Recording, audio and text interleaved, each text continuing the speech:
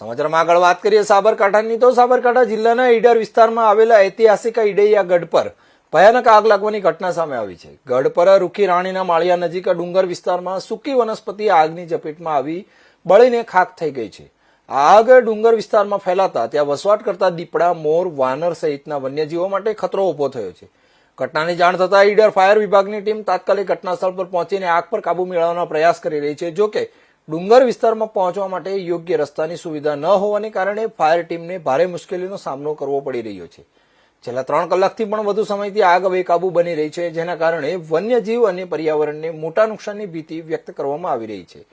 આ દરમિયાન ઈડર ફોરેસ્ટ વિભાગની કામગીરીને લઈને પણ પ્રશ્નો ઉઠી રહ્યા છે. આગ લાગવાનું ચોક્કસ કારણ હજી સુધી જાણવા મળ્યું નથી.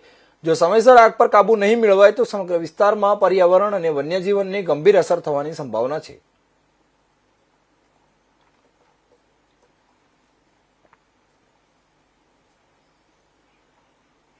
અમરેલી જિલ્લાના બગસરા શહેરમાં બ્રહ્મકુમારી